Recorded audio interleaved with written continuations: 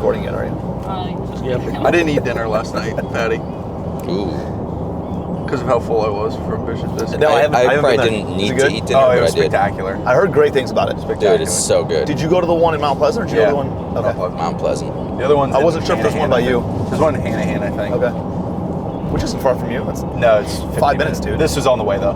got it. What kind of biscuit did you get? A vicious I got one? the flamethrower. Yeah. They both got the vicious one. That's damn good. Yeah, it was. They put like jalapenos right in there too. Oh, really? Yeah. Oh yeah, pickled jalapenos. It really sets off the flavor nicely. Their bacon was crazy.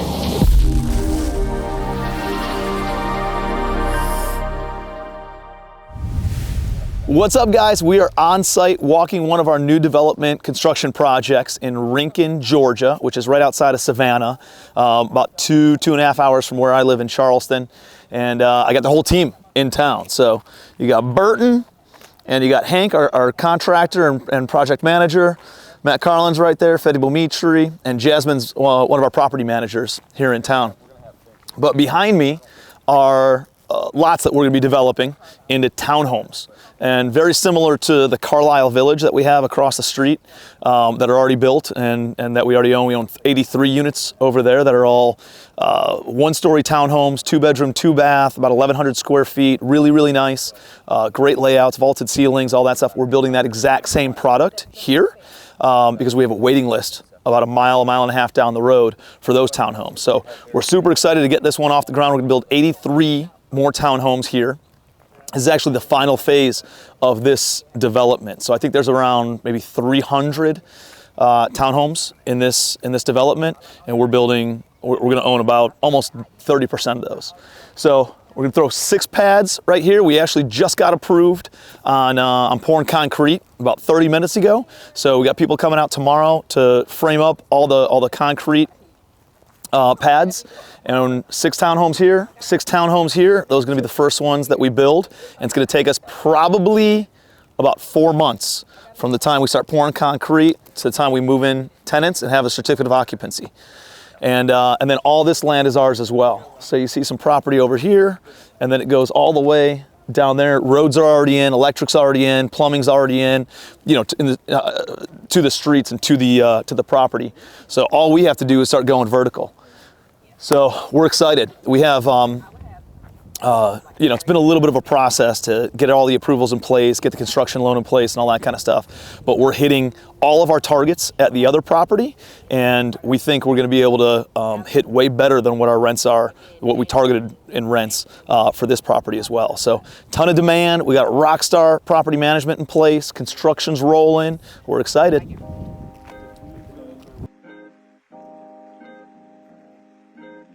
She wants us walking out like we're the Beatles or something. I don't know how to do that. Tim's Ringo. For sure. Thank you. Like, this one looks cute, you know, it looks good. You know what I really hate seeing though is the fucking garbage cans. Dude, you need landscaping and pressure wash. And then it's in great shape, dude. Agreed. These are all part of Towne Park as a whole. Let's actually go this way. Our properties are down there, but let me show you the amenities center. So that's the pool. Pool looks good. Yeah, it looks good. Nice little clubhouse. Like, oh god, they put the brick around there. Just makes it pop a little bit more. This is Burton Drive. Is it? The sign was leaning. I thought it said Burton Drive. It was leaning like this. Like Burton. Oh no shit! This is actually a nice pool. Yeah. Or, you know. You go through that tunnel. Oh, it's just wet. Damn, it's way colder today than I thought. It's cold. What do you suppose this is? Is that like a bongo drum? Yeah, man. Yeah. That's exactly what it is. All right, Nick, gotta get on the slide. Yep. So Oh, yeah, this is where we're moving. So dirt. these are all our They're lots. back there. Yeah. These are all ours too. All this stuff is ours. 82 that we'll develop. It's kind of weird that this one's just hanging out here by itself. Yeah. Dude, they didn't even cut this grass. What are we doing, guys? Or We get the invoices for the the grass enjoy, was though. a mess last time. Yeah. I was here. What the hell are they sending us invoices for? Not grass. There's dozer it was tracks. way worse than this. Yeah, so this is the dozer tracks, leveling out all the dirt. Pour some pads.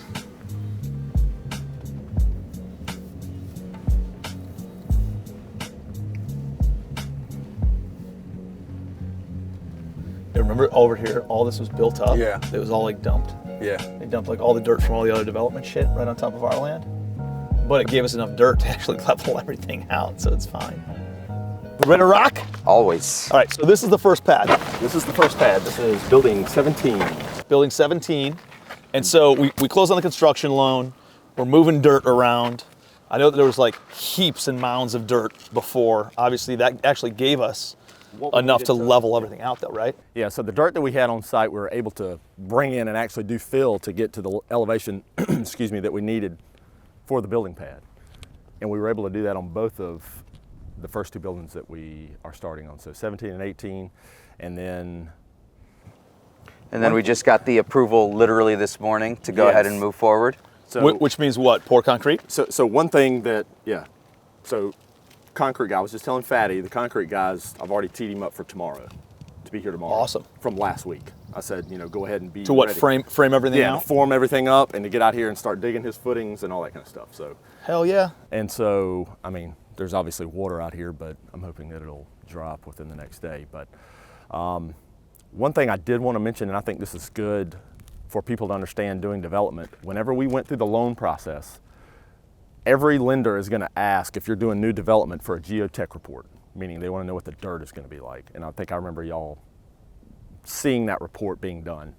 And so what they have to do is they come out here and they test the dirt to make sure you can actually build on it. Like it's compactable enough, it's going to hold the structure, right? It's not like you're going to come out here and it's going to be like your own, like lava or something. Yeah. It's something extreme. So when they do that, you also have to go through the engineer. They tell you exactly how you set up the pads, what kind of dirt, what kind of compaction you have to have for the building pads. And so once you get that to compaction, you have the engineer come out again, and like what we just got in our report is they have to come out and test the dirt to make sure that it's actually compacted to the specification for the engineer.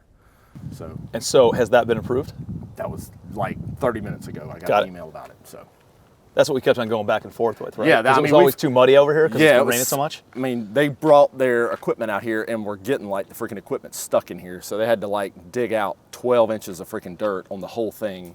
And you can see it's all piled up back there in the back. That was Got like it. the bad dirt that was in here. And Got so it. they took all the stuff that we had on site, filled it in, rolled it out, and they came and tested it all. And it's basically just a compaction test to make sure that it's gonna stand up. So concrete forms begin tomorrow.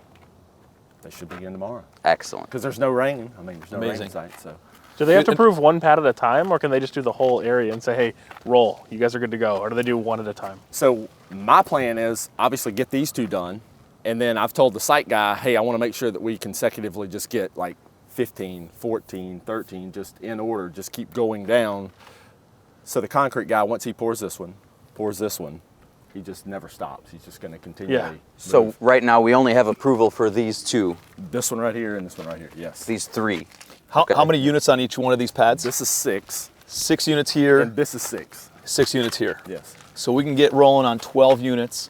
And from a timeline, once we start pouring concrete to framing it all out, putting roofs on, windows, doors, roughing in electricity, plumbing, mechanicals, and then all the finish work. Like 4 months, 4 months to do all 6 of these and all 6 of those. yes. Awesome. And obviously we're moving kind of down the conveyor Yes. belt every time. Yes. As this gets going, hopefully this is approved next, and then as soon as they're done pouring the concrete here, they're moving on to that one, the next one, the next one. Exactly right, just And, keep it moving. Yeah. And it's one great. good thing, Jasmine, for you is the way that we're doing this, and this was strategic, doing these first. So as you get people in here, we're going to be going that direction with construction. So they're not driving through the construction People are coming zones. in this way and going right back out without having to drive through all the construction going in. Plus we have the entrances going all the way around this way. So when people start working on these buildings, you won't have traffic coming through here. So is there two different entrances, one for visitors and guests and one for construction? Well, you have the same entrance coming in here. There's just 2 roads. It's coming just down. 2 roads, like one going through the back down here. We didn't go through there. But they don't So- have to. They don't have to drive through a construction zone. Exactly. Right? Yeah. The ideal. We can direct people to come this way instead. Yeah. And then I mean, but look at the setting though. Like almost everybody's gonna be backing up to woods. Oh yeah. Are we amazing. building on that side too? Yes. Or, okay. Yeah, we Yeah, go all so the we're way on over both there. sides of the road, yeah. And then these are us here in the middle too, right? Yep, that's it. That's us. And also my plan is to, and I know I've talked to you about this, Tim, this light pole that's right here in the middle is the best place. I'm gonna put like a Wi-Fi camera, Oh, yeah. like a time-lapse camera up there. Oh, snap. Because two things, we can obviously Because keep it- YouTubers want to watch we can it. keep it on the cloud. YouTubers will want to watch it, but also you could go to the investors and go, here's the link.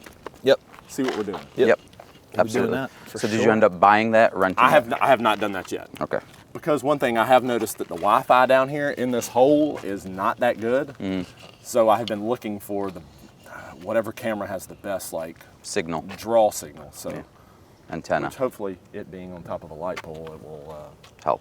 Yeah, it's a great pull. spot. Yeah. Because can you turn it? Or do you have to manually turn you'll it? be able to turn it. It's going to be like a drop head where you can Nice. do like 180 or 360 degree. Love it. Sweet. So we can see these people in their backyard out here like while they're- All the time. Have we grilling. seen the master plan for the community? Like, where does this road, that stops. This is a dead end. is that This is that conservation area over there? Or is Yeah, that this is- privately owned property that could potentially be developed in the future? No, this is all wetlands. Like there's a wetland line like 45 feet behind each pad. Got it. Like nothing can be built back here. Love it. And we actually came in here and like, from what has grown up over the last 15 years, the guy came in here with the mulcher and mulched like, there were trees.